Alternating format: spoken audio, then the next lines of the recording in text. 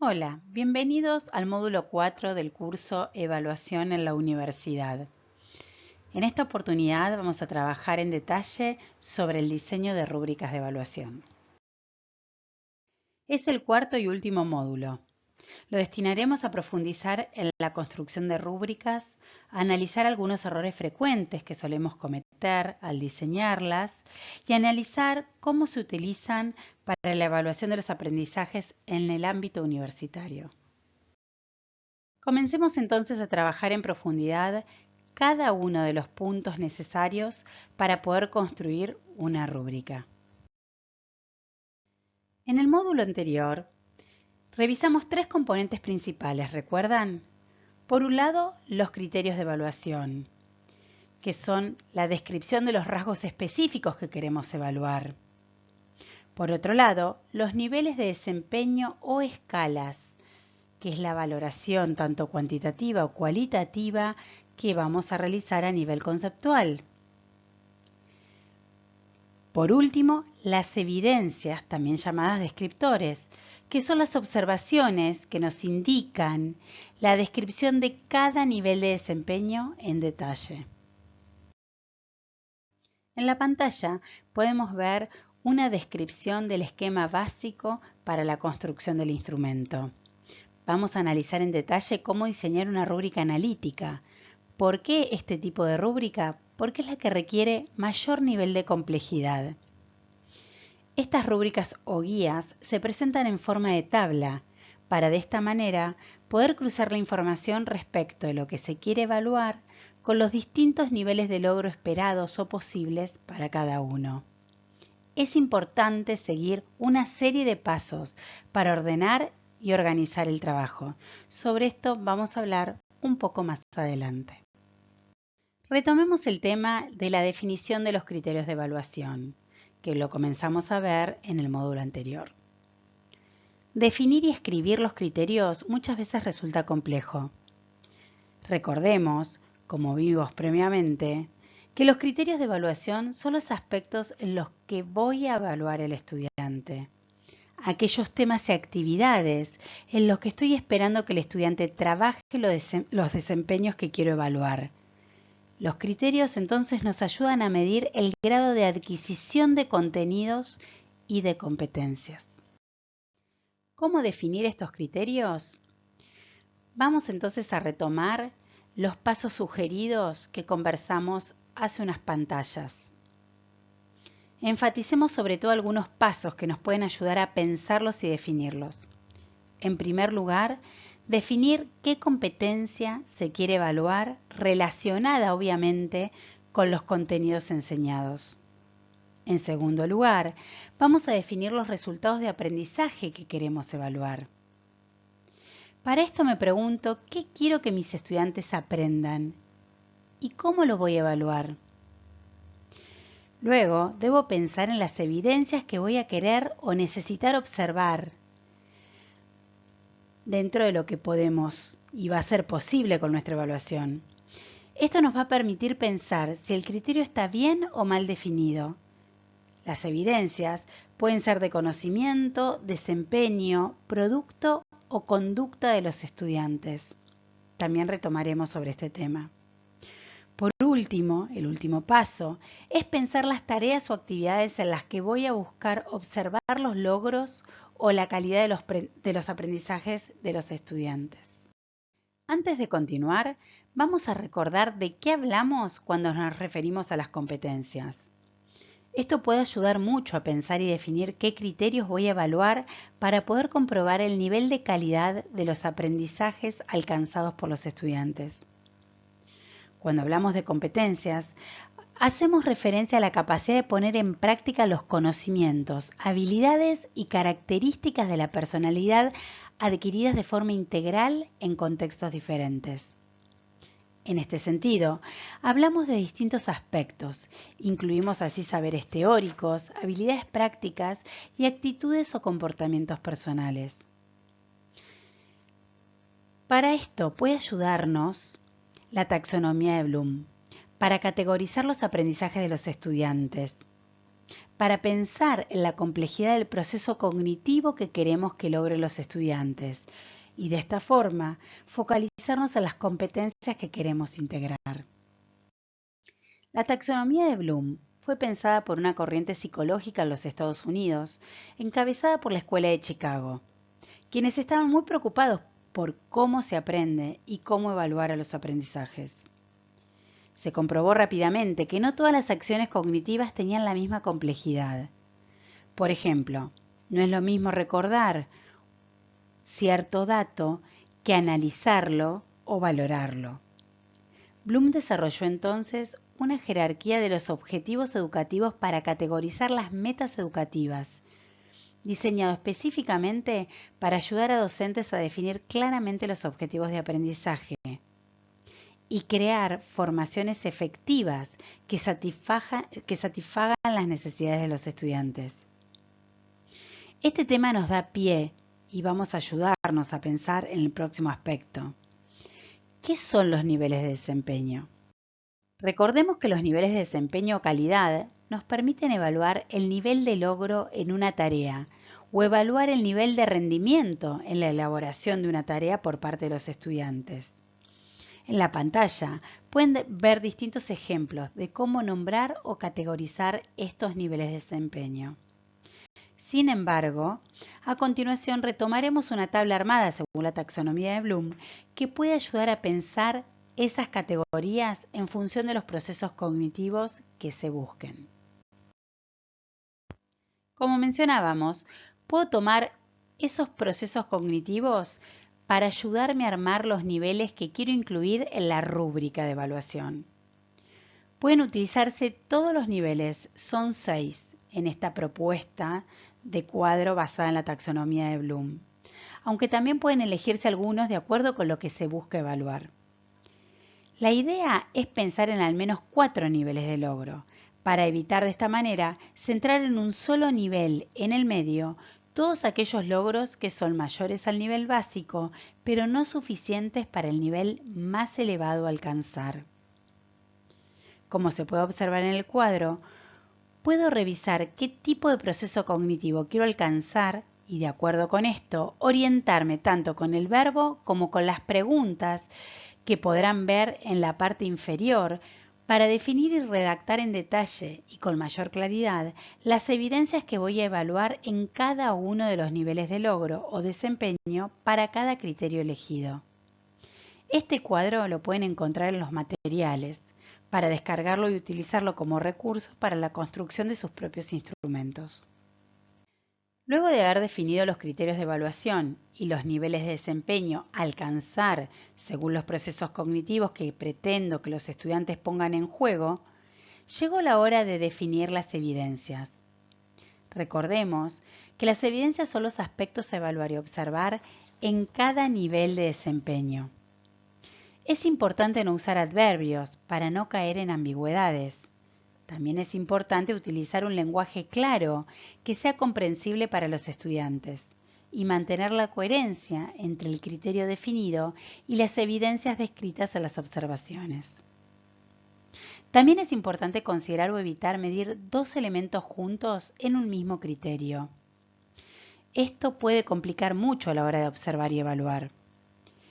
Para facilitar la escritura de estas evidencias, sugerimos utilizar el cuadro revisado previamente, el que hace referencia a la taxonomía de Bloom, pensando en los procesos cognitivos buscados y retomar las ideas volcadas en el cuadro de la actividad que debieron hacer en el módulo anterior y que encontrarán en actividades sugeridas. Los niveles se pueden incluir del más alto al más bajo, o al revés, como les resulte más cómodo a ustedes que los van a utilizar. En lo personal, sugiero siempre comenzar desde el más alto al más bajo, del nivel 5 o 4 al 1, ya que de esta manera pensamos primero en el nivel óptimo. Lo más alto a alcanzar, nivelando los desempeños inferiores en función del nivel óptimo a lograr por los estudiantes. Entonces, para iniciar la escritura de la evidencia, podemos pensar qué significa el nivel de desempeño de logro superior para el criterio elegido o qué debería crear o evaluar para poder demostrar que alcanzó ese nivel, y así sucesivamente con los demás niveles como vemos en el ejemplo, utilizando o basándonos en los distintos niveles de logro según las competencias que queremos que el estudiante alcance. A continuación compartimos este ejemplo de un profesor de Ingeniería en Alimentos de UADE. En este caso es importante destacar que la cantidad de niveles a considerar va a depender de los procesos cognitivos que se quiere o espera trabajar en la materia para la cual se está diseñando el instrumento. En este ejemplo, el docente clasifica los niveles de desempeño desde el reconocimiento como el nivel inferior a alcanzar hasta la evaluación de los resultados de un muestreo como proceso cognitivo superior.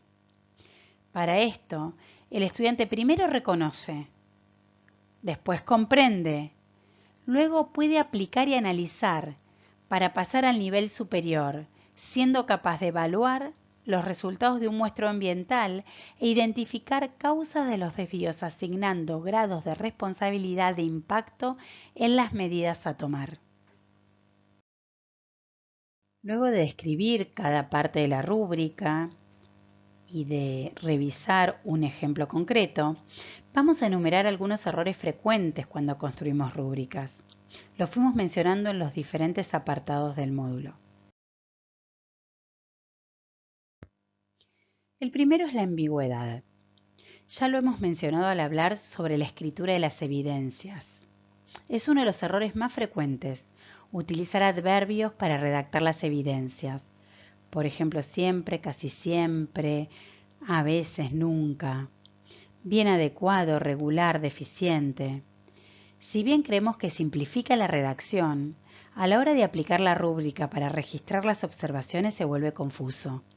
Nos puede pasar que resulte difícil diferenciar un nivel de otro. A esto se suman las diferentes miradas que pueden tener diferentes profesores respecto del siempre o del a veces y que tienen que utilizar la rúbrica para evaluar la misma materia. De esta forma, el instrumento genera más ambigüedades que claridad.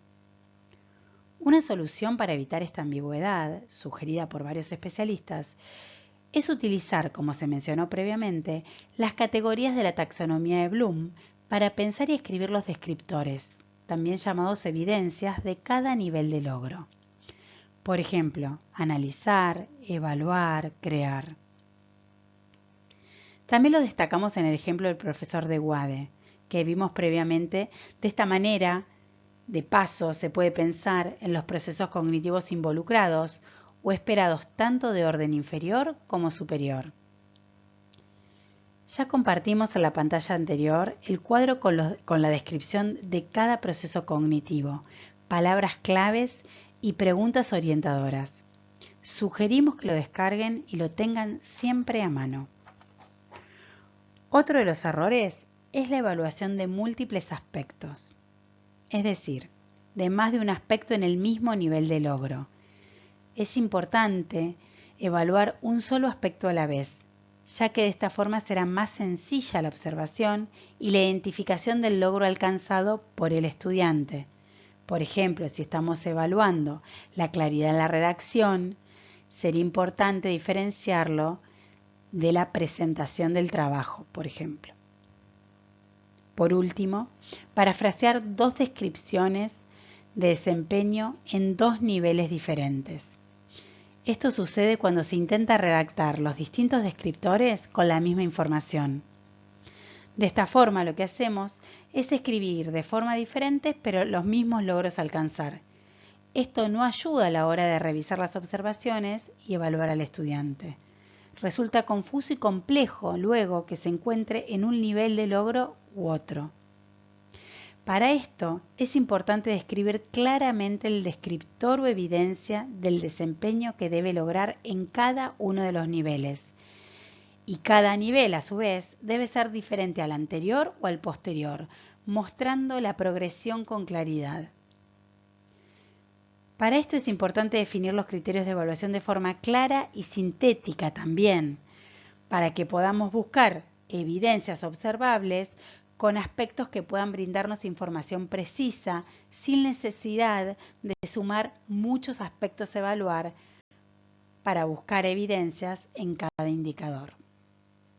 Retomando el ejemplo que vimos anteriormente, para el criterio seleccionar técnicas apropiadas de muestreo ambiental, el profesor diferenció reconocer los microorganismos y clasificarlos en un nivel inferior, luego realizar la marcha microbiológica completa de una muestra ambiental, que es la explicación, y al superior lo describe como evaluar los resultados de un muestreo ambiental, y es capaz de identificar causa de los desvíos asignando grados de responsabilidad de impacto en las medidas a tomar.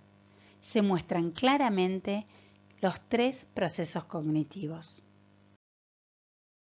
Repasemos ahora algunas recomendaciones importantes para sintetizar los distintos pasos a tener en cuenta al diseñar el instrumento.